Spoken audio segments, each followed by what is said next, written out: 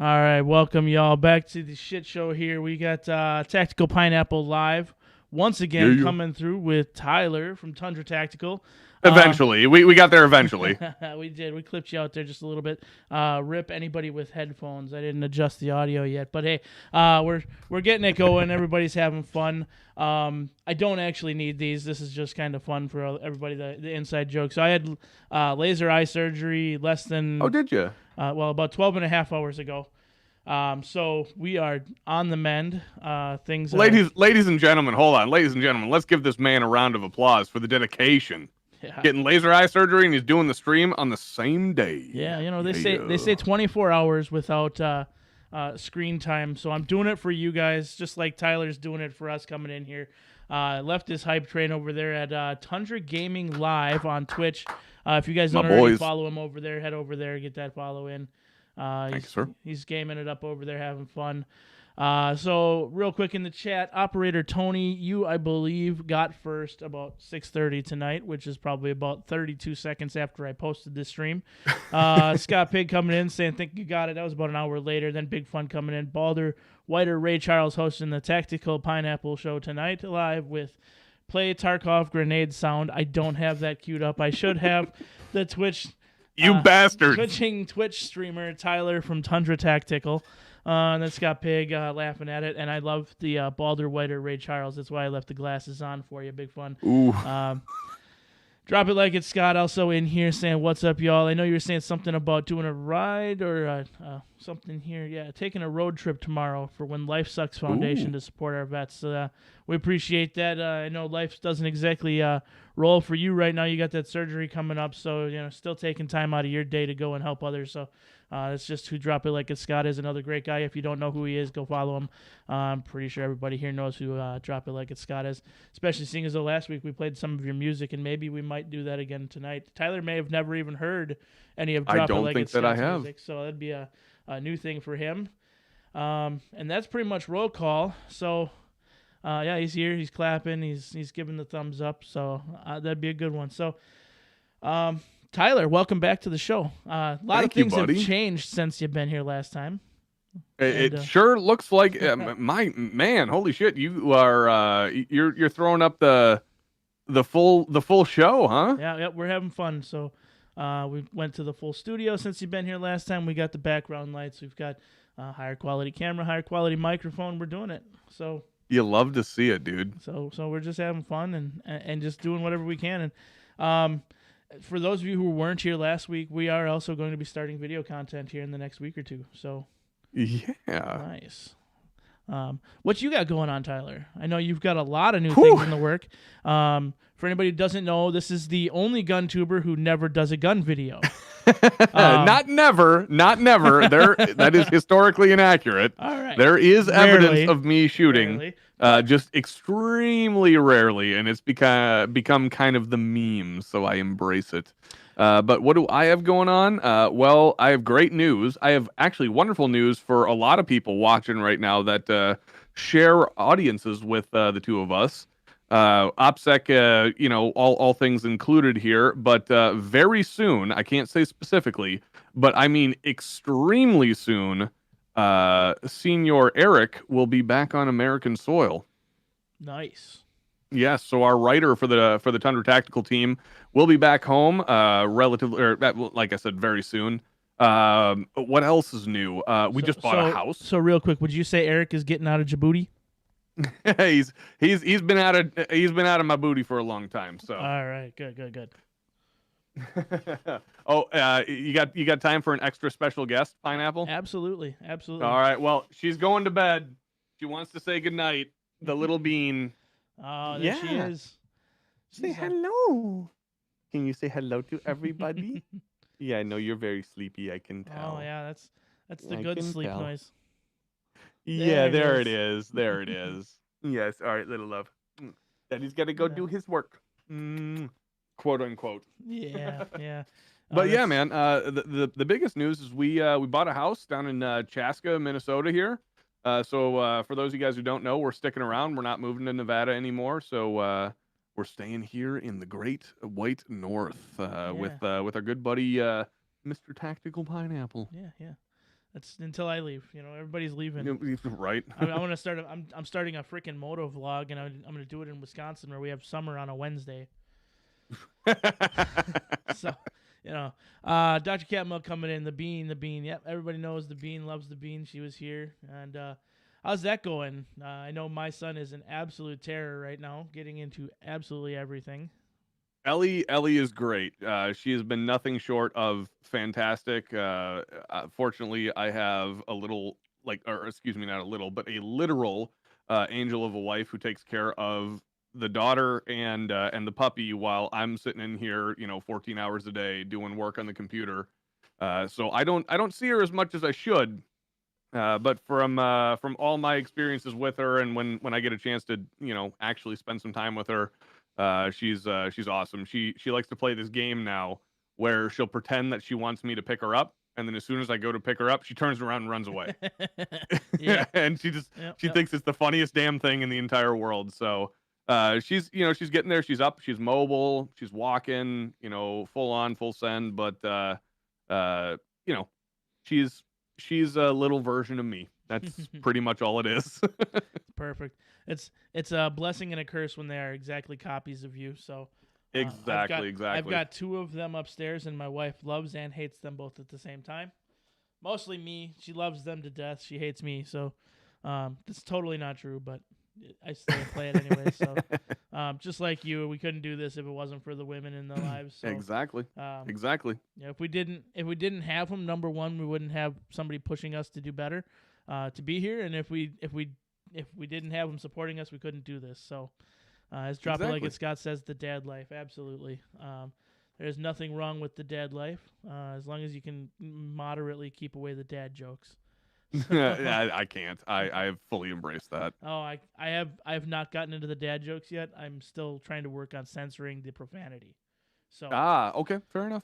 Yeah, I completely ignore that part. I'm trying to do that. I don't do a very good job, but when my daughter goes to a Lutheran school for 3K, and the first time that I turn around and she goes, "Dad, he fucked it up again."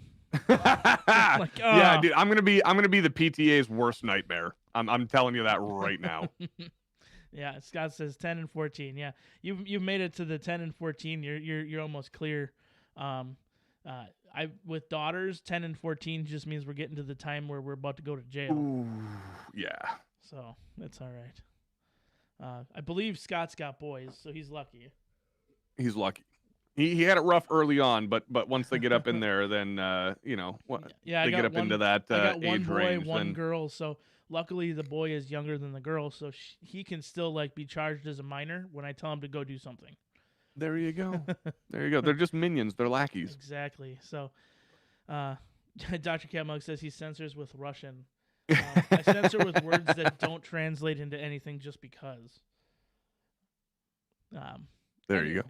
Anyways, so you've got Tundra Tactical. You're damn near close to 80,000. Are you higher than that? We're pushing there. We're pushing there. I don't think we're at 80K yet, unless something has changed on an extreme level. I can take a look right now, but yeah, I don't think so.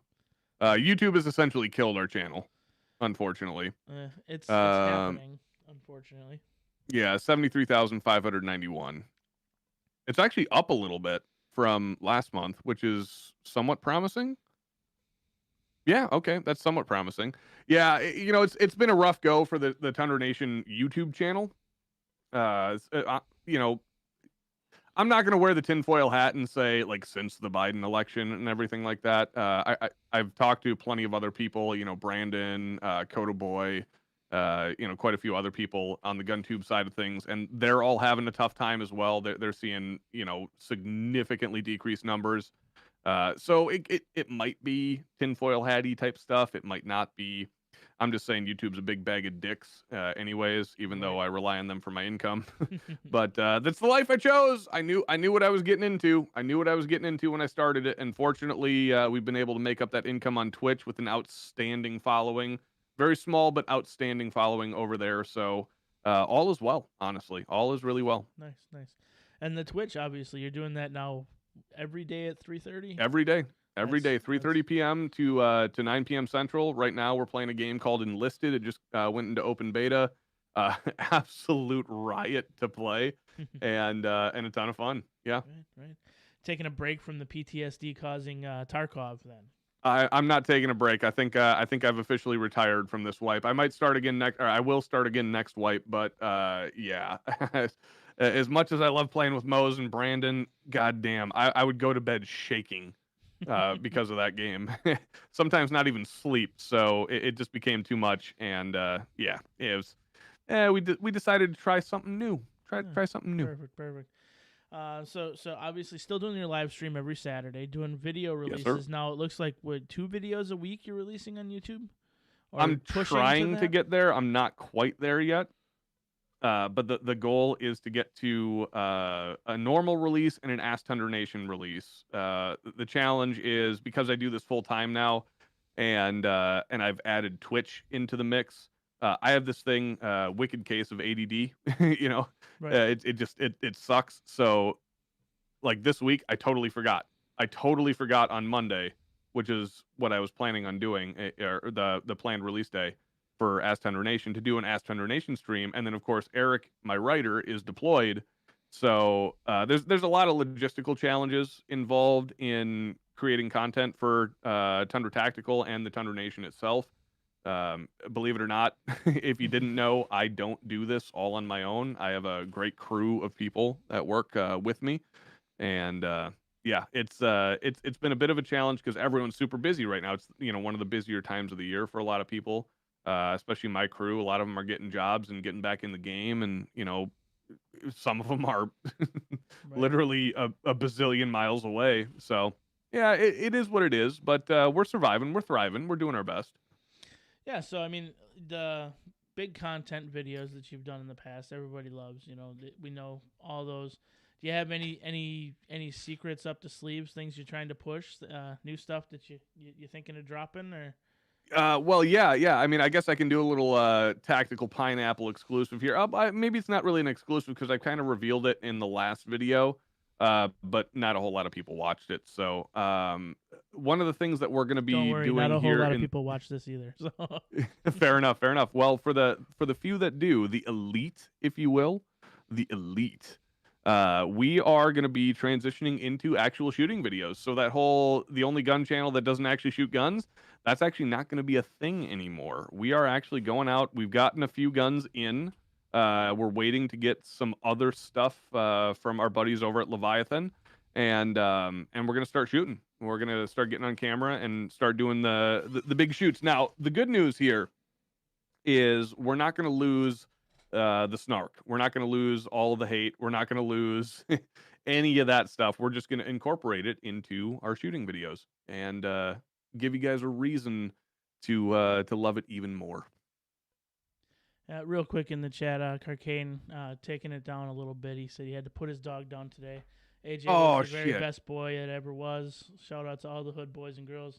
Give them an Carcane, hey, rip, man. I just lost mine about 5 months ago, so I'm right there with you, bud. It's never easy losing losing something that you love that much, because let's face it, we all love our dogs. I totally feel you. People, so I'll tell you what. I'm gonna raise my glass. I'll do the same to our pooch. To AJ and to Cheers. Everybody. Over the rainbow bridge he goes. Yep, or she. I don't know. So, AJ was the best boy ever, so I think you're safe saying he, but it is 2021. You never know. You never know. Different pronouns for different people, right? Anyways, so, you know, one of the things that I've been liking to do is kind of bring some things, some educational stuff to the people that are watching. Sure. Different things that we're trying to do. So, you have a good background in firearms, in general, in firearm sales. So your experience behind the counter, what do you think about the current standing of sales prices? I'm not going to say sales, like we all know that the prices are high because the demand is high. That's, you know, general cost, you know, supply and demand. But the actual, like, seeing the prices go up to what they are. So think about like a Rock Island 1911 3 years ago going for $350. The same exact thing going for $550 right now on most counters. Yeah, I think it's hard to ignore, and just completely say, hey, let's just take supply and demand off the table. I think a lot of the time, especially for most gun shops, that's the driving force. I do think, working for, let's see, 1, 2, 3, 4, 5, 6 different gun shops in the last 10 years. I can say that most shops out there, a couple of them, might be exempt from this, but most shops out there aren't out to get you. They're out there to, get you a gun, do the exact opposite of what our buddy in charge is trying to do.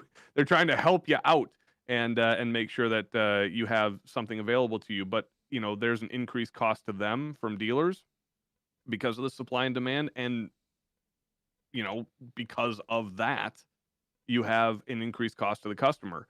When you go online and you start, looking at the gun broker stuff, that's a totally different story. That's private sales. And yes, absolutely. You got to be really careful, like really, really careful about what, the private sales people out there are doing. The people that are just trying to make a quick buck, I know what I got, folks, trying to sell their Rock Island Armory 1911 for $850. When at max it's 450, 500, even Right. in an inflated economy. So yeah, I don't see a whole lot of out of the ordinary, like out of what we were expecting. We kind of all predicted this, working behind a gun counter. Mm-hmm. It's a bummer. Like, it sucks, paying more for a gun you could have got a couple of years ago for half the price. But it's just the way she be. It's honestly the case. We all go there. I mean, I think back to my SKS I sold for $150 with 1,000 rounds of ammo. Yeah, shit. That all numbers Yeah, nowadays, matching. holy crap. Yeah, exactly. So, kind of pivot on that similar situation. So obviously, one way that you can get yourself into a pistol right now only exists for about another 30 days based on new stuff. So, what are your thoughts on putting the timeline on the removal of that? Number one, we all think it's a shit thing to remove it. So what, for 80%? Yeah. Yeah. So they put that timeline on there, 30 days. I mean, I'd say get it now. I can't. Obviously we're live on YouTube, so I can't pick it up and show you. But I just acquired 80% Arms GST9. Granted, I haven't had more than 150 rounds through it, but I can say that in those 150 rounds, I was extremely impressed. I think it's a lot better than. Well, actually, I should say it's not even me, but the guy I had build the gun for me, because I don't have the time to do it myself. Who has built probably 100, polymer 80 guns, or 80% guns, has said it's way better than the P80 stuff. Now's the time. If you're gonna do it, if you're on the cusp, I would say now is the time. My recommendation would be go with the GST9, but honestly, anything available, whatever's up your alley. If you want to 3D print something, you want to do it on your own, go nuts. Do it. Opinion on it, it fucking sucks that they're trying to play this game. I'm not happy with it. I was talking with my mods today, including yourself, on doing a video on it, and I kind of backed myself off because it's not really our brand. But now might be the time to make my opinion heard and just say it's bullshit. It's bullshit that how many 80% guns? What's the statistic even on 80% guns in the last 5 years being used in crimes? Well, it can't be greater than a 0.5%. According to Jen Psaki, they can get you that data. I'm sure somebody has it. Reality is according to the FBI crime statistics, quote unquote ghost guns have showed up in less than 1% of violent crimes in the last 20 years. Yeah. So in 90% what's of the cases, point of spending the money in the legislation? Right. In 90% of cases, well, it's an attack on ghost guns. Yeah, I know. It's the verbiage. Yeah. So you attack the verbiage. It's the same thing as the concealable AR pistols, because a fucking 10.5-inch AR fits in your fucking pants pocket. Yeah, exactly. It's just yes, it was used. That was that Boulder. yes. Yeah. So, Okay. So yeah, we have an example of it being used. Sure, but once again, the media is what's driving right, the ideology here, or not the ideology, but the perception here. right. And I think 90% of probably 100% of the people watching this show right now know that 100%. Um, the question is, what do we do?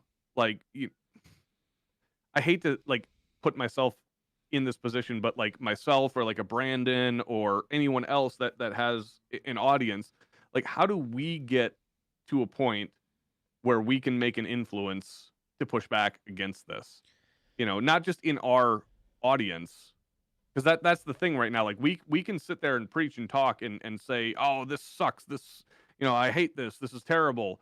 And everyone's going to agree with us, but no one that, makes any of these decisions is going to hear the opposing side because, it's completely voluntary to watch YouTube.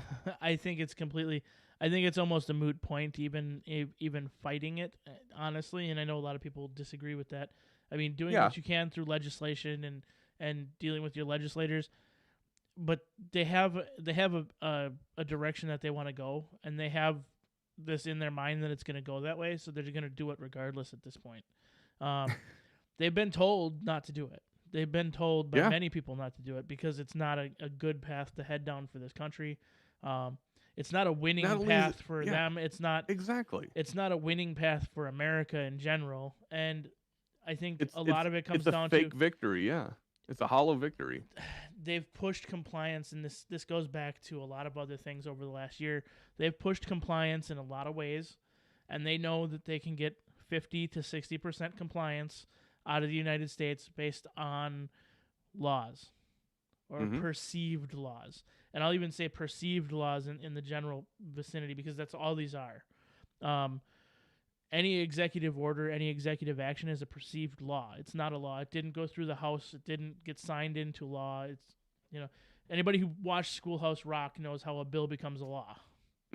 So, and it doesn't happen by starting at the president's desk. No. So,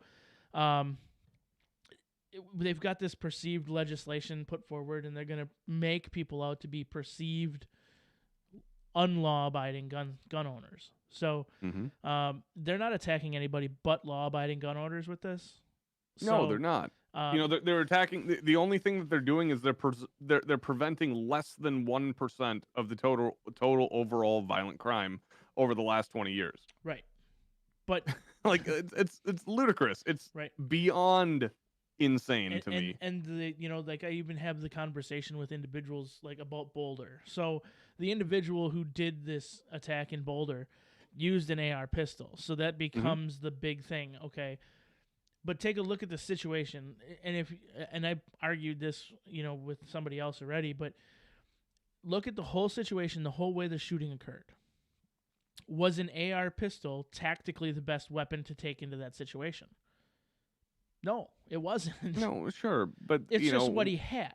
So the thing is it's just attacking what the person used because it's a way to attack. Oh, okay. I'm picking up what you're putting down. So you're saying essentially there was no forethought into the type of weapon used. Exactly. It wasn't like I'm specifically getting this because it's concealable. Right. Or exactly. Whatever. So, it was just what was available. The guy literally used an AR pistol that was basically only a pistol because the muzzle device wasn't welded in place. Yeah. Oh, really? I didn't know that. So it was a 14-inch barrel with a 2-inch muzzle device and a pistol brace.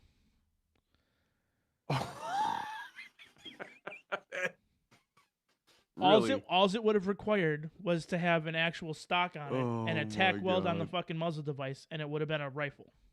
Oh my god. That's. So, I want to say something really bad, but I'm gonna refrain from it. But that's the point of. Yeah. The AR brace versus the AR stock. I would prefer a stock over a brace any day. Sure. The comfort level, the telescoping feature, just everything. I would prefer a stock over a brace. And it literally came down to I didn't have my bird cage welded on. so I put a pistol brace on it. That's ridiculous. Yeah, Scott Pig there, he goes, for young children, Schoolhouse Rock is something us old folks watched as youngins, usually not by choice, and it was usually when the teacher was hungover and they just brought in the cart and said, "You're fucking watching a video today." That's how I'd teach. Yeah, I think the whole I mean, would I be wrong in saying I think that we can agree that Boulder specifically drove a lot of this legislation, quote unquote, these executive orders to get put in place. With that information, doesn't it really just go to show you that the regulation that the ATF enforces is just ludicrous to begin with? The only thing, in my opinion, that proves is just how insane the regulation is, and the definitions, it's we're not talking about a different weapon. We're not talking about something that is, A or B, like polarizingly different. We're talking about a weld. Yeah, exactly. Reclassifying a gun. That's it. Yeah. So that's legitimately the issue. And this whole talk of it becomes more violent or it becomes more deadly because of X or Y. It's like, yeah, it's bullshit. It becomes more deadly because the person knows how to use it. How about that? It becomes more deadly because people are I would stupid. actually argue that even because you don't necessarily have to know how to use it. It's just it's a combination of intent. It's a combination of, the what's the word I'm looking for? The situation at the time. Right. There's a million variables. There could have been a fire drill that day in that particular area, and there would have been nobody there. Right. It's just it's happenstance. It's crazy, and the whole deal is like, we hear about the ones they want us to hear about, and we don't hear about the ones they don't want us to hear about, and it's just they push their narrative and they push what they want because it's what they think that they want. But I always push the argument of any government who wants to disarm their citizens is about to do something that they don't want their citizens to be armed for. So sure. I think the biggest thing, as far as, just circling back to the whole question of what do, influencers do to help push change, I don't think there's anything that can be done. I think it's just talking about the people who are actually doing the work, which is great. Like, the Virginia Firearms Policy Coalition, the GOA, the FPC. I hate to say it, but and some people will say it, the NRA is a shit organization. But what I do like about them is they don't do anything that's too horrible. I'll say too horrible, and they take a lot of the heat off of the other guys. That's a good point, actually. So, they are the cannon they are the cannon fodder that allows the GOA and the FPC to get in and do the work without being attacked so much. That's actually not a bad point. So because, the NRA is spending a lot of money fighting off to protect their name, but the FPC and the GOA are kind of allowed carte blanche to go in and say, we're filing this lawsuit, we're going to do this is what we're going to do. And they're lesser known, so nobody's out here going, we need to stop the GOA. Yeah, right. What's up, Tufu? Yeah, Tufu's in the house. Daddy came in for a little while, huh? That's good, good. I miss you, baby. Tell the 1986 MG band. Yeah. All right. So I agree. They've done a lot of shit in the past, but right now they're not doing.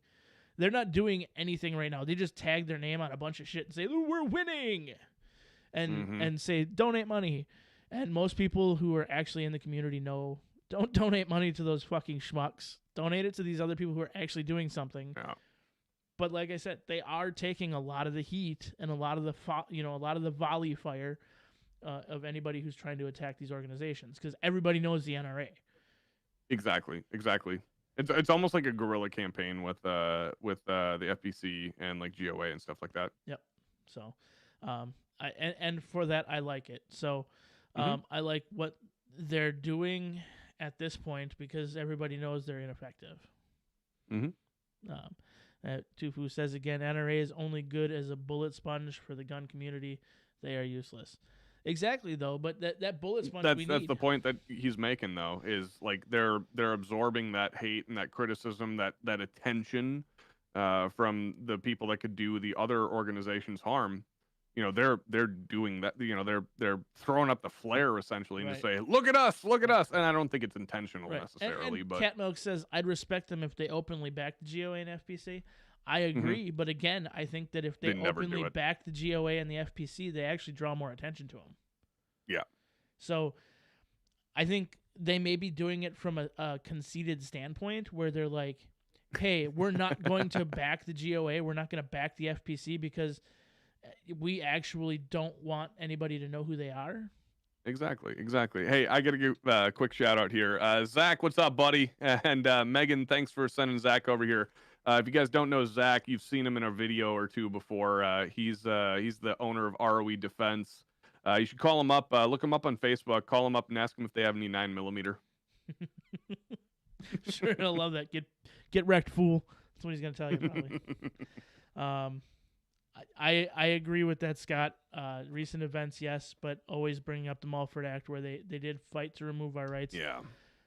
There's a lot of people who fought to remove our rights, even thinking they were fighting to help protect them over the years. I'm not even going to go into individuals like I won't even name drop them because we know everybody in the community who's been out there and pushed shit.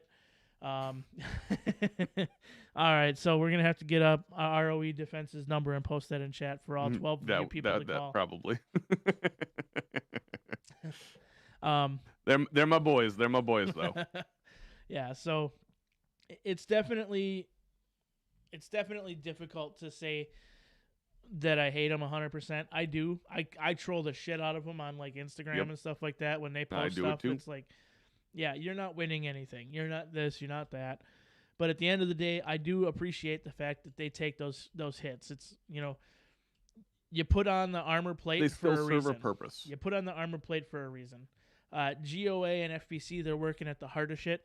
The NRA is working on the outer layers, and that's where we want the bullet to stop. So. Mm-hmm. I see what you did there. There you go. N7X Ranger stopping and saying, I need 32 ACP. You're the only one you should not have a hard time Literally. finding it. Yeah. You shouldn't. Like, you can go to a Cabela's and probably find 32 ACB at this point. ACP, even, not ACB. If you can find ACB, I'd like to get that into something. That's fair enough. We'll figure out what is chambered. Futu says 762 by 39 and 545. Well, I hear that's coming around. I know a lot. There you go. See, Zach, I can drum up business for you anywhere. Look at that. By the way, he sends a bunch of expletives in the chat to me for saying that. That's all right. Even though he knows he loves it. Yeah, it's now everybody's just calling out stuff. Notice nobody's asking for 40 S&W. Oh my God! Please don't talk about that. I don't know if you saw the most recent Ask Tundra Nation. But, I caught some of the most recent Tundra Nation. Oh dear God. I hate 40 S&W so much because of the people who shoot it. Oh, it's not wrong though. It's literally not wrong. No, I'm not wrong. I know I'm not wrong because I've been behind the fucking counter. It's the difference between CZ and Glock guys. It's not even that. Honestly, it's like the Smith dudes that are the worst, like the M&P 40 guys, just don't even talk to me about it because I could literally spend the next 2 hours just shit posting 40 shooters with all the stories that I have about them. It's just well, okay, so we can end it with literally just saying one thing. There's an NRA spokesperson who used to be an NRA spokesperson, who's no longer an NRA spokesperson, who does a lot of good video content on his own, to be completely fair, who was a big advocate for the 40. And if you know who he is, and you know who I'm talking about, then you know why you should never shoot 40. Last name starts with an N. There you go. So there, it's said right there. I'll just throw it out. Coleon Noir. There you go. Nobody likes Coleon for some reason. I'll go out and say I do. I don't mind some of his content. I've met the guy. I've met the guy a couple of times now, and he was put in a bad spot. Yeah. He was put in a bad spot. That's the thing. I think he's a really smart guy who got himself hooked up.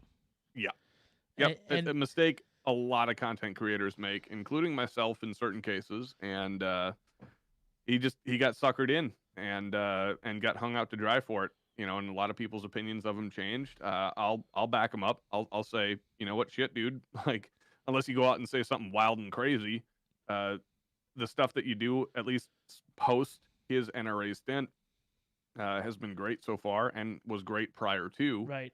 He's honestly one of the inspirations of Tundra. I think now that he's getting back to more of the legal defense sort of stuff and talking more about his background, where he shined to begin with was the legal policy because of the lawyer, the lawyer in him. So getting back into that is done a great deal. But obviously the whole NRA stint there, where it was literally, you could tell he was being fed to push this shit. 223 and 556. There we go. So Zach's gonna no longer watch this show. No, I tell like I'll bring him here. Don't worry. I tell like 2 people a week to ditch their 40s that come in. Zach goes where I want him to go. I mean, to be fair to all the 40 shooters, they were able to purchase ammo well past any of us 9 shooters. Yeah, but that's not something to be proud of. That's like, I think Fleet Farm. That's like say. Yeah, I think Fleet Farm, when all other ammo was completely sold off their shelf, had like clearance stickers on all the 40 S&W shit. But okay, so anytime somebody makes that fucking argument, okay, I'm gonna say this. It's the same, like, all right, let me figure out how to phrase this. You walk into a gun shop, right?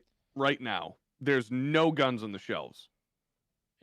No guns on the shelves except for Ruger LCPs, Smith & Wesson Bodyguard 380s, Taurus G2Cs, G3Cs.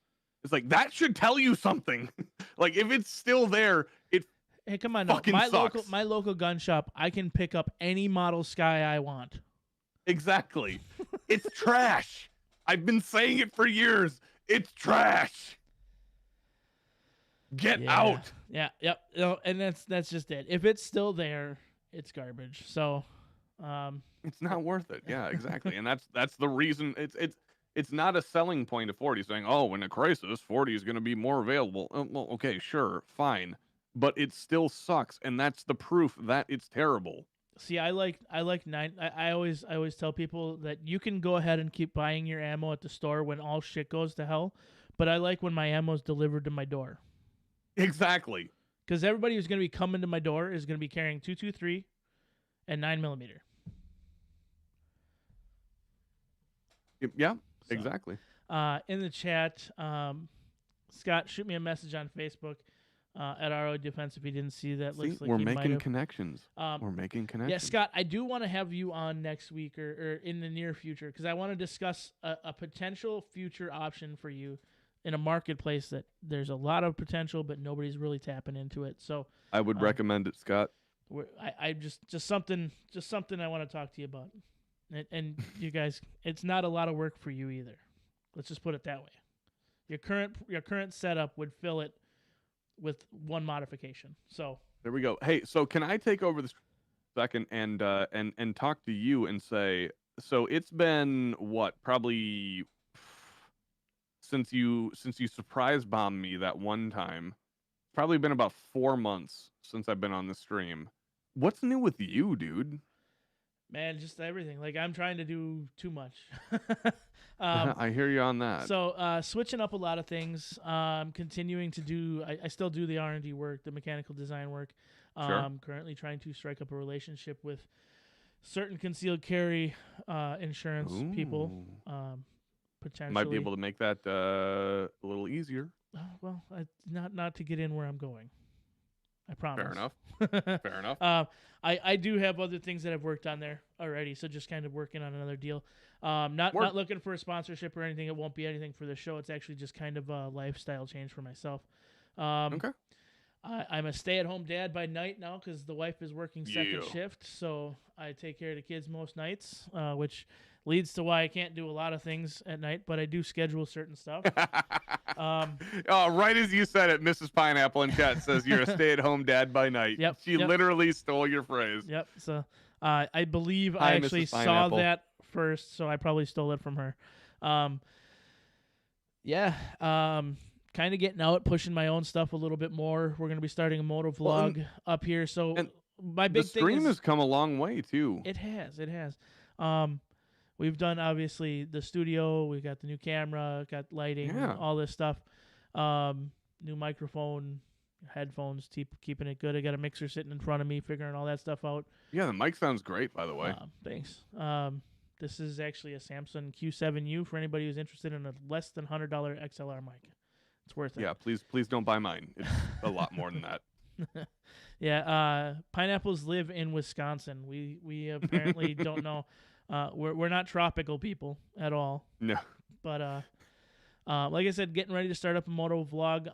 If everything goes well, I'll be doing a test run this week. And the main thing is, and I talked about it last week.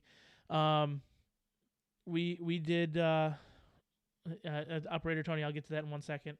I just kind of was struggling to find myself in the gun tube community, right? So I realized I was never a gun tuber. I just talked to gun tubers. So that kind of makes you a gun tuber, though. I was a political commentary kind of guy, though. So instead of going that route, I do want to keep the Friday nights kind of fun and less political. So I'm still keeping this open, mic thing and doing interviews and stuff like that, and branching it out a little bit in the near future. But I will do all my political commentary then through motovlog, because most people just want to listen to it anyways. You don't necessarily have to watch a motovlog, but some people like to watch the motovlog in and of itself. So kind of a niche market, talking points, and just doing it through motovlog setup. So right on, man. Any new acquisitions? Any new guns to play with? Any new pew-pews? Not really. I think since the last time we talked, I do now carry a Sig P365. Yeah, good choice. 12 in, 1 up, plus 15 round mag and a Neo mag. So ready there. Other than that, not a whole lot. And I carry that in one of the Precision Holsters Ultra Carry 2.0s. Hey, I just got a couple from those guys sitting right here. Yeah, Look at that. Thanks, beautiful. Scott. Had mine custom done with Scott. He did a couple of things for me, and I definitely recommend anybody looking for something in the hybrid zone, looking for something custom, to hit up Scott at Precision Holsters. 100%. It is worth it. I keep telling him, I think I've told him a couple times, he needs to update the website to make it easier to do custom work through the website, because it's hard to find that you just have to call the guy. And the options are easy enough, Scott. The options are easy enough. You should be able to do it. Set up a form. Talk to Tactical Pineapple. He'll help you out. So. Oh, Zach, my boy Zach says, hell yeah, 365 XL K2 here. Yep, I don't mind the XL. I like the smaller one. I'm a big guy, so I tuck in nicely with the standard 365. But the XL was definitely an option. But once you go to that 15 round magazine, you've got that extra grip. So I'm like, it pushes out just a little too much for me. So fair enough. Plus I got a hell of a deal on it. I think Tufu was jealous as shit out of me for about 3 weeks on it, because if I didn't buy it, he was going to. During the pandemic, I got it, the 365 with the gray guns frame, threaded titanium nitrided barrel, 15 round mag, 12 round mag, all that shit come together for like $529 out of the store. Bruh. So yeah. So it was definitely worth the deal. I couldn't pass it up when I found it, and it was at the point where legitimately the only 365s you could find were the SAS models. So yeah. Oh yeah. One of my least favorite guns, honestly. Rip to anybody who's got an SAS model 365. Yeah, I apologize. You got baited. Yeah. Yeah, it's not that you don't agree, it's just finding the time to do it, Scott. I agree. I agree. I do my website work myself too, which is another new thing that we've done. Tacticalpineapple.com is fully updated. We're actually putting together a media group just to kind of pull everybody together and kind of use everybody's strengths to, number one, promote each other, number two, help with thumbnails, help with video editing, help with different things, just to kind of put a group together to really just promote each other and make a bigger group. And one of the reasons we saw the need for this is because everybody's starting to go with the whole YouTube's shit, so where do we go now? We're talking bitch, we're talking Rumble, we're talking this. We need a place where if somebody gets shut down, you know where you can go to get information to where they go next. And that was kind of the thought behind it and what we're kind of going to push. And so this actually brings up a decent little point. Okay. So you're talking about like where do we go next? So I have some very strong opinions on this subject. I don't think we should go anywhere else. And I agree. Like no fault to anyone else that's, you know, enterprising folk out there that are trying to create that space. But the way I've always likened YouTube is a lot like California, right? California sucks for gun owners. But does it mean that all gun owners should leave California? No. Right. Because what happens if all gun owners leave California? It just becomes a cesspool. Exactly. There's nobody left to fight. You know, there's nobody left to resist. There's nobody left to throw shade. There's nobody left to, you know, be a pain in the dick and cause problems. And so, for, you know, I've said this before. It would suck if this happens, but like if Tundra ever got shut down or, you know, something to that effect, kind of like what's going on right now, I'm going to continue doing exactly what the fuck I'm doing right now. And I'm going to I'm going to just start up another channel and build that motherfucker up from scratch, just like I did with this one, because there's no getting rid of me. And I'm going to do it here on YouTube because as great of an idea as like a gun tube only or shooter only social media space would be, in today's reality, it's not feasible. It's just not feasible. Nobody has the money to host that amount of data, that amount of, you know, the requirement for servers and cost and throughput and bandwidth and all that shit. Like the full 30 is the closest example that we have, and even they can't hold a candle. They've been they've been up and down too, and even the thing is, a lot of people don't realize too, like YouTube as a business model is shit. Yeah. As much money as YouTube takes from its content creators, it's like 33.3 to 42%, depending on how the money's brought in. They don't make money. They don't make shit. No, they don't. It is they're actually losing money every month. And the only reason they stay available is because it's the second biggest search engine on the internet. Yep, exactly.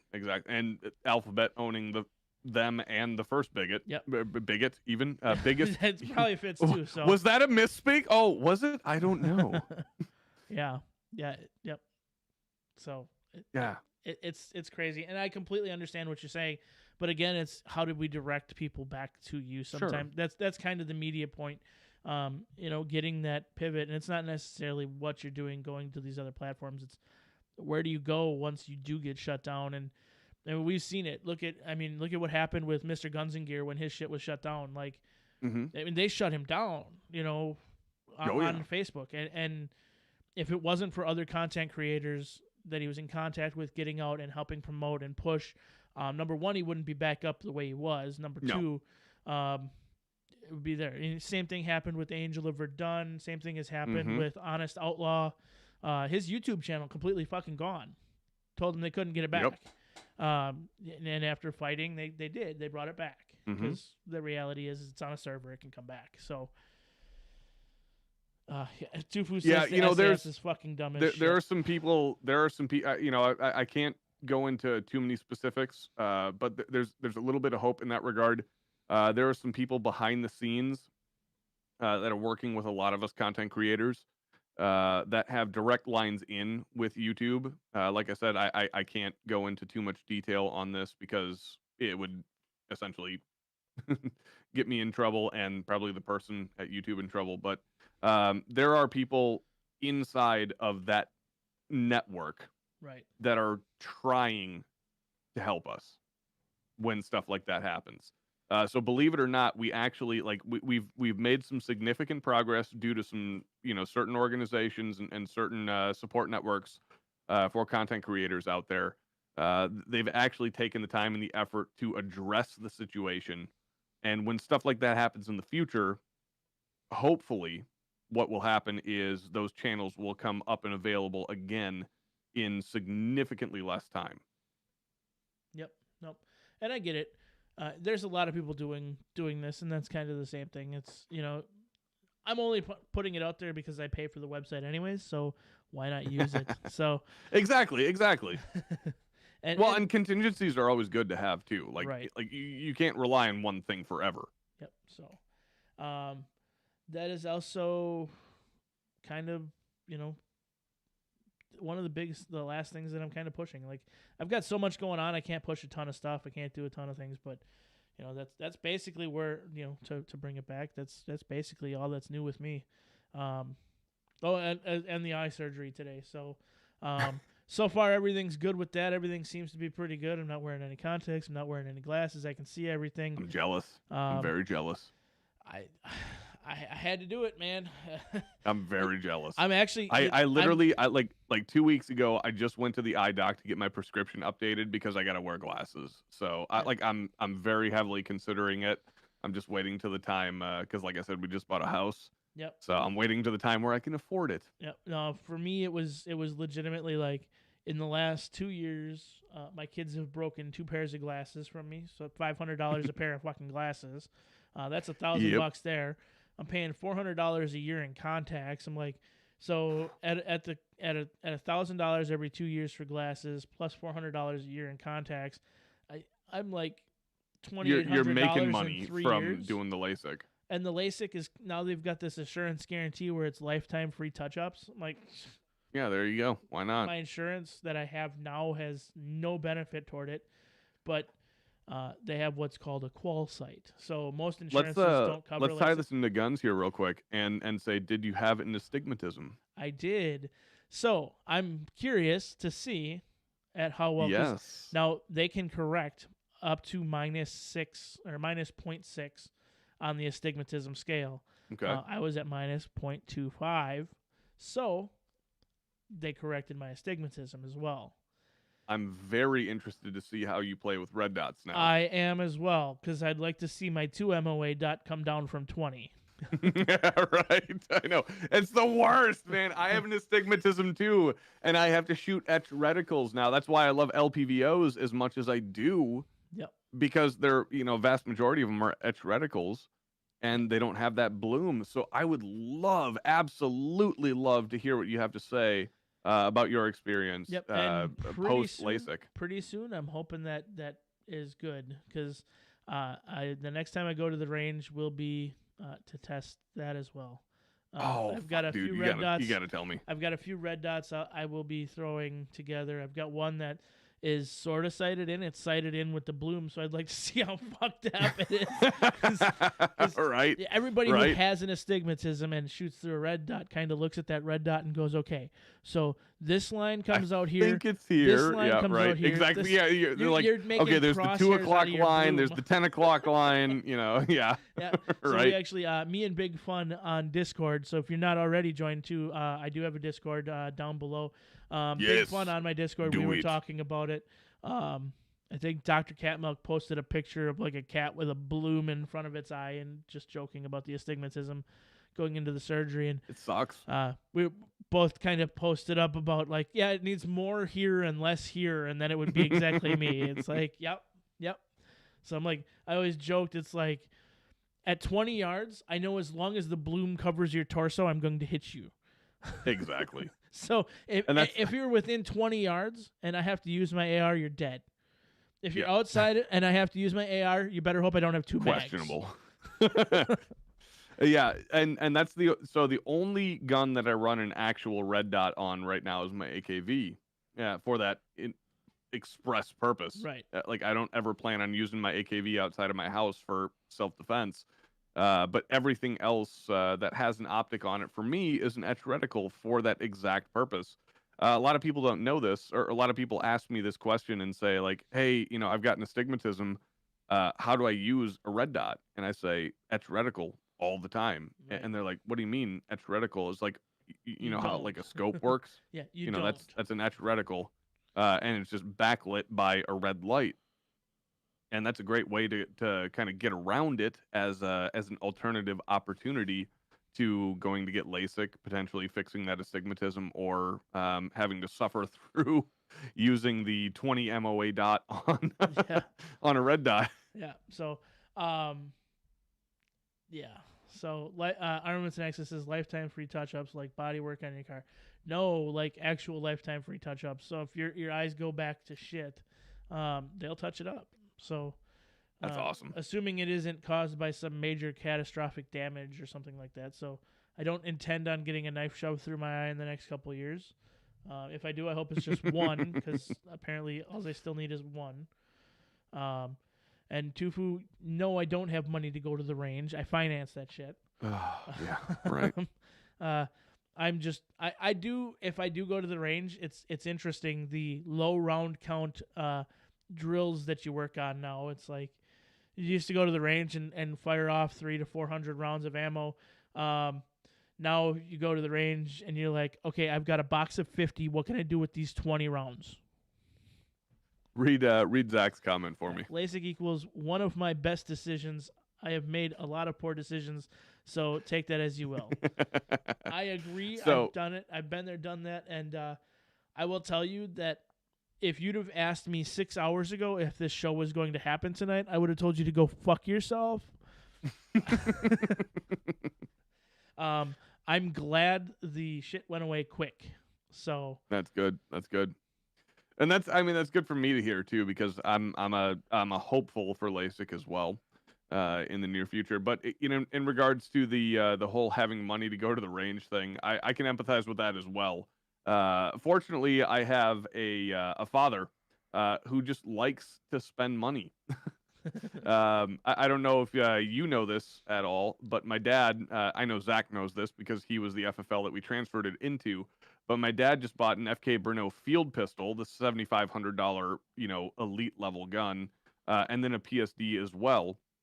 And he's been so proud of that damn thing. He's bought 2,800 rounds for it, and we've gone out shooting twice in the last month. Shooting that thing, getting him prepped up for his concealed carry renewal, and a bunch of other stuff. And like it's just been, just going to the range in the last couple of months, or a couple of times in the last couple of months. Like normally, I hate going to the range because I've become spoiled courtesy of one Zach Haig, aka ROE Defense. Allowing me to shoot in the gravel pit and Mike shooting on the farm and everything. Like once you have that experience, you don't get to go to a range, like an indoor range, and have fun anymore. Like it's a chore. It's just practice. But with as hard as it is to acquire ammo these days, and your dad calls you up and says, "Hey, let's hey son, let's go shooting," and you're just like, well, fuck yeah, let's go, man. So not only do I get to spend time with my pop, I get to spend time with my pop on the range and have a good time and go shoot some fucking dope ass guns. Man, yeah, it's cool. It's cool, so yeah, it's I think a good side note is if you don't got cash to go shoot, find some people that do and go shoot with them. If you don't have cash, get yourself a sugar daddy. Yeah, exactly. So Armaments and Axis says at Tactical Pineapple, you guys join forces. You will be Tundra, or Tactical Tundra Pineapple, or Tundra Tactical Pineapple. I'm sorry. To which I'm Zach sorry. has to compliment and say Tundra Practical Pineapple. Okay, that's great. That's great and all, but Zach wins the comment of the night. Zach wins the comment of the night. Yeah, how's he the goes, alcohol? where is it? How is the alcohol tonight for everybody? if you know, you know. Oh yeah. It's great. It's great, Zach. I'm sorry, buddy. I didn't mean. I wasn't gonna stop laughing until I said. That's all right. That's all right. Yeah. So there's that. The only guy I know with ammo has 40 S&W, says Dr. Catwalk. Oh, that's a tough choice. Yeah. You can either shoot 40 S&W or not shoot at all. Not shoot at all sounds pretty good to me. Yeah, probably. So that's pretty much everything that's new with me. That's good, man. What do you all got that that's new with you outside of the YouTubes, the buying the house? What's that one thing that you're working on in the next 6 months that regardless of what it is that excites you? Okay. I'm trying to think here because there's to be perfectly frank, there's a lot of stuff going on right now inside of the Tundra HQ that doesn't necessarily relate to guns or Meg and the baby. If I'm genuinely honest, like the big thing that is happening right now, I talked about it a little bit earlier. It's our writer coming back home, Eric. There are no words to express how much I've missed that guy, and how much I've missed having his influence on the channel. Granted, he's still like, this is how good of a dude he is. He's over in Djibouti, and he's still writing for the channel. He's Yeah. he went to Djibouti as a second lieutenant, got promoted, did some kick-ass shit with French SF, and is still, like, throughout all of that stuff, still writing for the channel. And to have him back in the States relatively soon, it's a dream come true. On top of that, there are a couple of big shoots that we're planning this year. The biggest thing, I can't really talk about it in too much detail, but what I'm looking at, and Zach's kind of already heard some of the details about this, but what I'm kind of looking to do, because like, I'm trying to think, but outside of maybe Honest Outlaw, I think I'm kind of like the only significant gun tuber in the upper Midwest, right? Am I wrong in saying that? Honest Outlaw is Iowa, right? I would say yes. I know CRS Firearms is kind of coming up now. They're at about 100. Okay, right on. They're at about 100K, and they're right here in Wisconsin as well. Okay. But so yeah, pretty much. I'm trying. What I'm trying to do is I'm trying to set the framework for what Iraq Veteran did with the IV shoot. I'm trying to set that framework up for the Midwest. Nice. And that's coming up here, hopefully in July. The trial edition of it. It's not going to become a full thing until probably next year. But we're going to try to prove to the potential sponsors and the people that are interested in participating that we can do it this year by getting Brandon up here, maybe Scott from Kentucky Ballistics, maybe Donut Operator, and a few other companies up to a place of our choosing, and see if we can't swing a bit of a media day for the upper Midwest. Because like the West Coast has all their fun stuff, right? The East Coast has all their fun stuff, and flyover country, well, we got jack shit. So I figure, well, why not take the Tundra Nation global? Bring everybody in. Yep, just bring everybody here. Let's show them what the corn. That's right. Thank you, do. Operator Tony. Yeah. So let's see. Operator Tony. That's my plan, Zach. Operator Tony has wanted me to plug this all night, and I was planning on doing it, but I'll do it now just so that everybody gets to see it. So we have here up on stream now.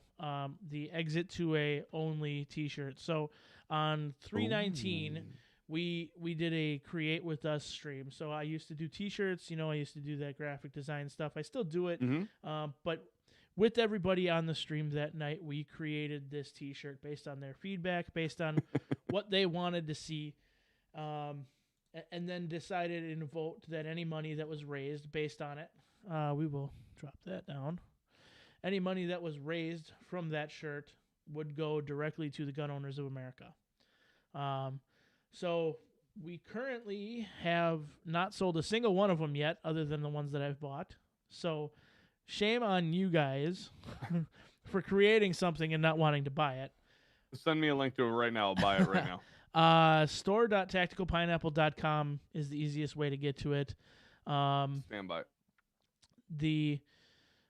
The shirts cost $17.76. It's familiar price.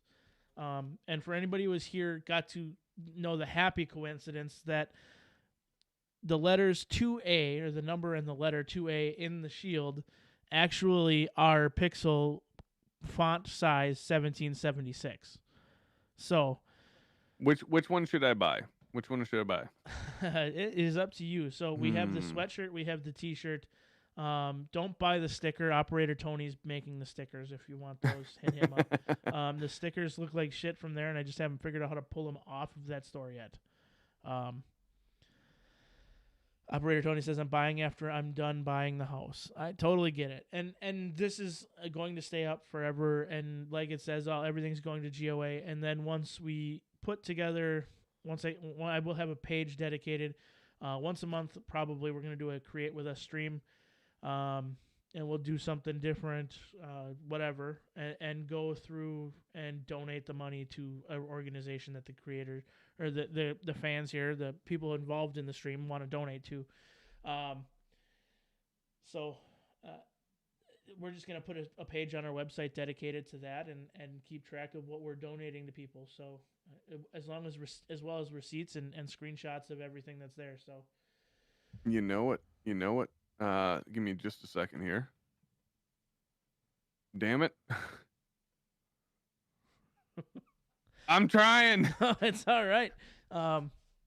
So anybody else who's interested in doing the Create With Us stream, I will post from now on, number one, on our Instagram as well as on our Discord when we're going to do a stream like that, and take poll as what we're going to do. The creating a shirt was kind of fun because it was kind of like I was showing everybody at the time we did it how to also use the software, how to create the program, how to create the stuff. So that's what we did that night. So guess what? Tyler just bought it. You just made your first sale. There you go. There you go. Chat, do the same. What is it? Store.tacticalpineapple.com? Store.tacticalpineapple.com.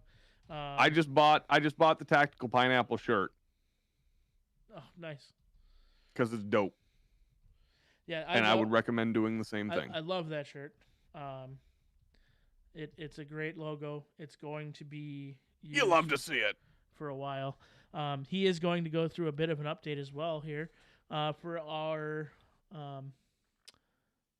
moto vlog. He's getting a motorcycle helmet put on him. So yeah. Wait, who is? The Pineapple. Oh, nice. I thought you were talking about me for half a second.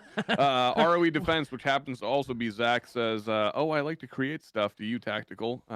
What do you use for software? I use whatever. I have Adobe Photoshop. I have Adobe, a bunch of different Adobe Suite stuff. I have whatever. That night we used GIMP software, which is open source, easy for everybody to use and get, and just kind of worked off that. So that was an easy one for people to get into. So what do we got here? Cat Milk's asking me what was the overall reception to Leroy last week. Very good, very good. People liked him. Yeah, he was fun. So he was a lot of fun. The Tundra Tactical. The other guy I was thinking of is Elfster's Rifles and Reloading. About what now? Sorry. The other gun tuber in Minnesota. I thought he was Wisconsin. He said Northwest or Minnesota. Michigan. Northern Minnesota, maybe. Is he? Okay, I've talked to him. I've actually been on a video of his when he did the PSA AKV series.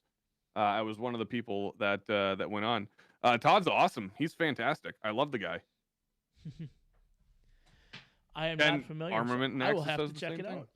So Yeah. Elster's rifles and reloading. He's a real good guy. Medium sized channel. Super cool dude. Super cool dude.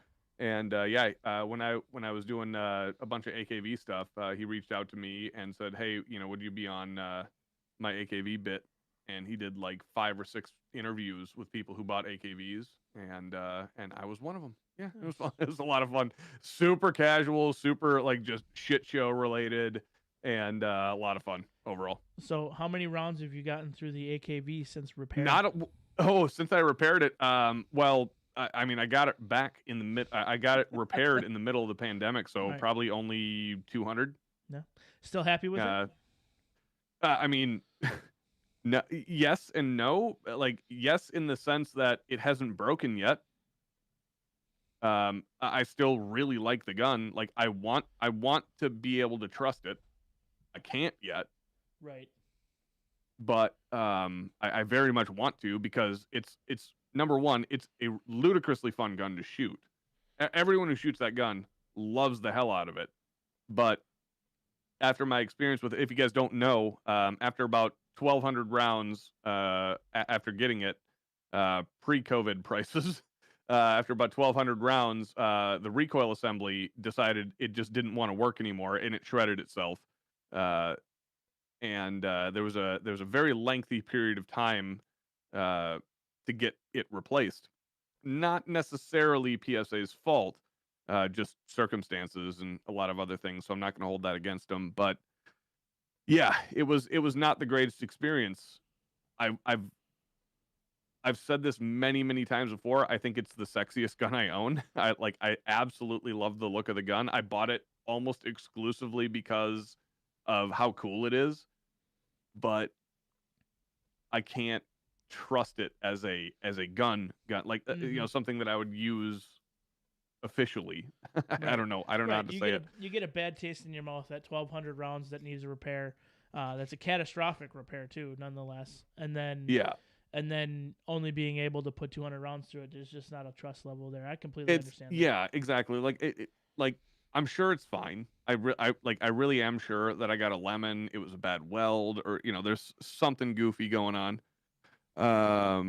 Oh shit. Okay. Zach, I will check it here shortly. Yeah, there's something goofy going on, but you're right. I haven't had the opportunity to prove myself wrong, like to prove my intuition wrong. Right. And it's poorly with me. It's still like in my bag, ready to go to the range. Every time I go, I put another 50 rounds through it, or another 100 rounds through it. But it's starting. Oh my God, Zach, that's ridiculous.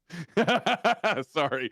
It's getting like really difficult to justify spending the money, close to 60 cents a round to $1 a round on testing a gun. Right. If we snagged a bunch of ammo from PSA or something like that to, recoup, I guess, the time and effort wasted in the first 1,200 rounds, it'd be awesome. But unfortunately, well, not unfortunately, I shouldn't say, I should expect that from them. That's very pretentious and stupid of me to say. But just up until the time I can put, another 2,000 rounds through the gun and say, yeah, okay, sure, it works now. But right. like for me, I don't really consider a gun good until I've got a couple of thousand rounds through it. Sure, 500 rounds, 1,000 rounds, the gun is acceptable. I'll give it the 2 thumbs up. I'll say, sure, I'm probably comfortable carrying this or relying on this. But if I'm gonna actually like render a rock solid opinion on something, I want at least 2,000 rounds through. Right. And that comes from chatting with Curtis from VSO Gun Channel. Who doesn't blink on an opinion unless he's got 5,000 rounds through a gun, 10,000 rounds through a gun. Right. No, I completely understand that. I just it's crazy to me that people can buy a gun, put 10 rounds through it and say, I trust that with my life. Like, well, and the funny thing is, those are also the people that are saying, like, oh, I've got 3,000 rounds through it, no issues. It's like, no, you don't, sir. No, you don't. Especially nowadays. Like, anyone who ever says that nowadays, it's like, okay, you've got 4, probably 5 times the value of your gun in ammunition through it right now. Like, you've got an XD, you've got an M&P, or a shield or something like that, and you got 3,000 rounds to it. That's bullshit. Right. That's absolute bullshit. Yeah, it's crazy. And like I said, it's one of those things. Like, I feel bad. Even I carried that 365, and I've only got 100 rounds through it. But I took that 100 rounds, and I put that gun through its paces before I said, okay, I'm going to carry it. But I felt better carrying it than I felt carrying my full-size Canic. Just because, number one, a full-size Canic is not as easy to conceal. Number two... Well, there's something intuitive to, the gun buying and the gun shooting process where you know what you know. And that kind of invalidates a lot of the stuff that I do when I'm just shitting on everybody for the choices that they make. But that's the satire of the bit, is it doesn't matter what you could have the best combination of things in the world, and I'm still going to hate it. Right. There's something that that I don't, or that that anyone else doesn't. And the reality of the situation is, as long as you're not trying to convince me or like fool anyone else into saying like a G3C is better than a Glock 19, right? You're not doing anybody any wrong. If you're just saying, yeah, my G3C is just my range toy, right? But if you're trying to tell me that, a fucking, bottom tier basement, bargain basement gun is just as good, quote unquote, as a gun that has a proven track record and reliability for 30 years now, as one of the best selling guns in the world. Right. You're just wrong. Well, I'm sorry. I think a lot of it comes back to people getting themselves out of this whole mentality of what's right for them is not right for you. Like, sure, every gun, there's no such thing as the perfect, concealed carry gun. There's no such thing as the perfect vehicle. There's no such thing as the perfect mic, camera, whatever. It doesn't matter what you're talking about. It's what do you want to do with it, and will it do what you want it to do? Yeah. And then you have to be honest with yourself. That's the thing. That's the caveat right there. You have to be honest with yourself. Is it worth it to you to spend the extra money? So, or do I want even to carry if you didn't spend the extra money, just be honest with yourself and say, no, it's not just as good. Right. Right. It could be good, but it's just not good, just as good as something that has a proven track record. Right. I mean, if you're going to carry a 1911, fine, as long as you go ahead and carry your 1911. But I know that if you're doing it, you're probably spending, in my opinion, what I would do if I have a 1911, that's all I have to carry. I'm going to spend a lot of time on malfunction drills. It's funny, but you're not wrong either. Exactly. Like it's not that I'm saying that the gun is going to fail. I'm just saying that when it does, I'm going to understand how to fix it. Yeah, exactly. And that's the bit is making yourself proficient in the tool that you're using at the time. I mean, guns throughout history have sucked. Period. I mean, look at the M1 Grand. Anybody who sits here and says, "Oh, I love my M1. I'm gonna shoot it. It's all I shoot and whatever," and then I look at their hand and be like, "Bitch, you don't shoot shit." Because the reality, let me see your thumb. The reality of it is that gun is a fucking animal. Yes. Mm-hmm. When you're pulling the trigger, it will do what it's supposed to do. Mm-hmm. When you're loading that motherfucker, it will bite the fuck out of you. Mm-hmm. So there are good things about it. There are horrible things about it. Yes. But that's with every fucking gun. Even the 249, the SAW, has massive problems. Sure. But does that mean I don't want one? Absolutely not. I want one. I mean, if somebody was saying, "Yeah, sure, here's one," I'd be like, "Yes, please." Yep. I would take it in a heartbeat. Dr. Kemlick says, "Is it Jag? No, but I needed it, and I am saving up for something better." See, that would be, for me, that would be an acceptable excuse. Like I said, maybe not excuse, but just an acceptable explanation.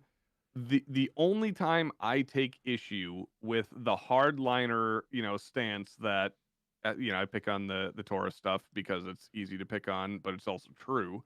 Like the Taurus fans out there saying, "Oh, my or the XD fans, saying like my Croatian built guns are just as good as my Austrian, or just as good as Austrian built guns." It's like, what are the Austrians known for? Right. Tight tolerances, good build quality, reliability, many, many other things involved in engineering that are qualified and quantified as good. What's Croatia known for? Exactly. So It's not their guns. I'll tell you that much right now. The only thing that the only good thing that ever came out of Croatia was probably their prime minister from a couple years back. I don't know if you ever seen pictures of her, but I recommend checking them out. Yeah, that's fair enough. So yeah, Tufu says some dickhead claimed he had 8,000 rounds out of a Visca yesterday. It was awesome. No, Yeah. the thing would have fucking detonated in your face. Yeah. I don't even know anything about AKs, and I know that. I know that 90% of people who say they have 8,000 rounds through a gun have probably put less than 500 rounds through a gun. Don't realize how easy it is for somebody to check that. At 8,000 rounds through a barrel, that barrel's going to be fucked. Yeah, so 8,000 rounds. Yeah. Check how many the times have you rebuilt? On that motherfucker. None. Yeah. So what barrel number is that? Yeah, exactly. And that's that's the whole reason Tundra exists. That's literally the whole reason Tundra exists is like we shit on everybody. We shit on everybody, but the main reason we exist is to shit on people like that. And just say, stop trying to fool yourself and everyone else around you into, justifying the decision that you made.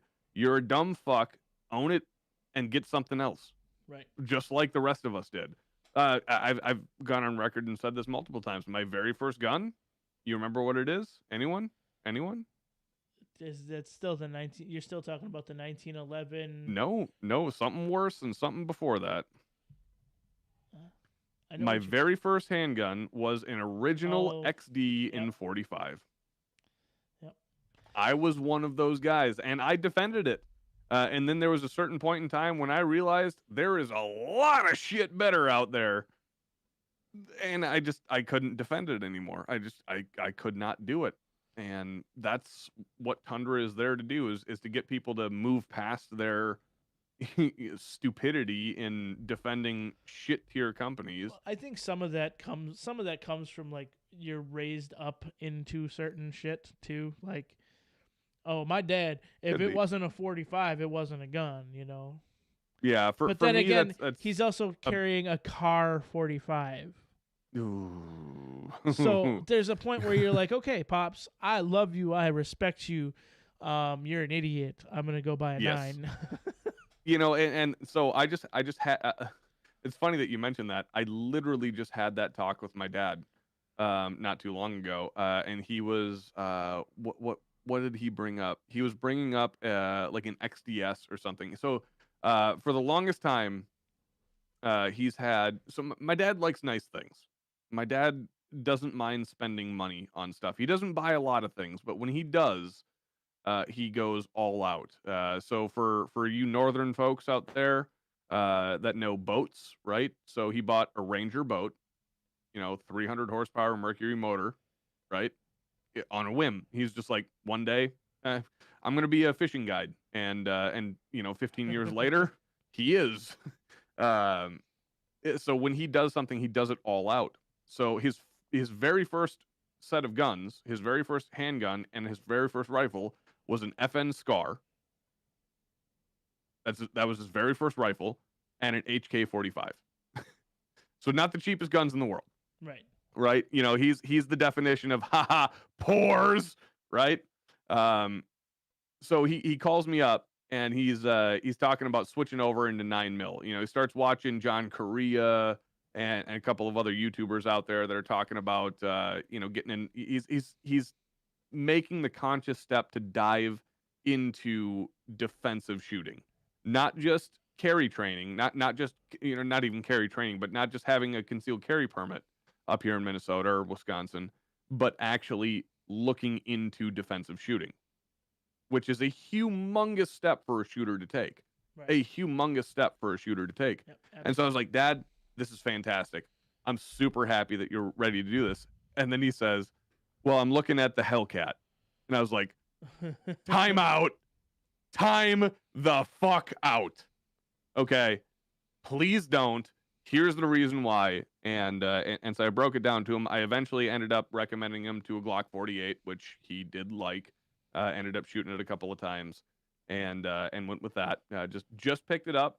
Just qualled out and got his carry permit again, or renewed, and now has a Glock 48 MOS, and then a PSD and a field pistol from FK Bruno. Yeah. So yeah. All right, so bust out another 1,000. Yeah, Love to see that it. is the boat. I think that's where we're going to call it for tonight, bud. Eyes are getting a bit dry. Fair enough. I'm sorry I was a little late today. No, that's all right.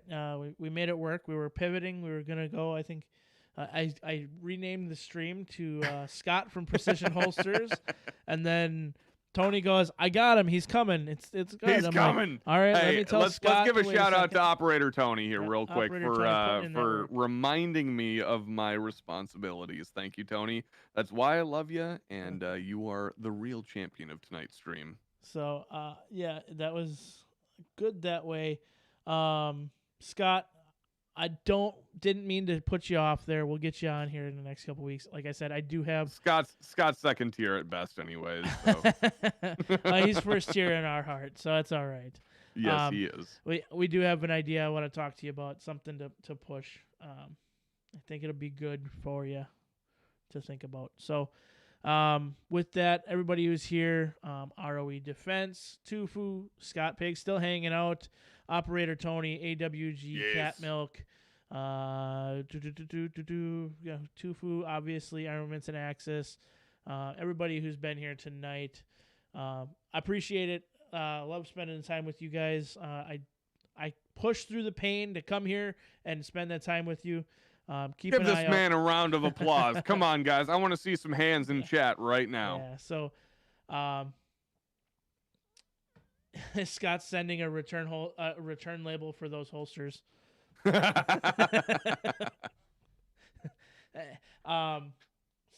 yeah, hang out with us every Friday night, 8:30 Central Standard Time. We do this. It's going to be a regular thing that we'll have guests on here again. I'm spending a little more time finding those guests again. AWG, that's back to you. We appreciate it. But again, like I said, everybody stops by. We love you. Don't forget, check out store.tacticalpineapple.com. That's where you can pick up that Exit 2A shirt. That is the bomb shirt. It's what you want to get. Do it. All that money goes to GOA. So, yeah, appreciate it. Everybody have a great one. Stay safe. And if you do go to the range, just remember to keep it low so you can financially recover from that shit. All right, everybody. Financially recover from this. Exactly. That's where ammo prices are today. So we all know it. Congratulations to us for actually not killing the show tonight. Hey! Yeah, we did it last week with copyright, so we made it tonight without, so it's all good. All right, everybody. Thanks again to you, Tyler. Thanks for stopping by. I appreciate it. Hey, cheers, buddy. All right.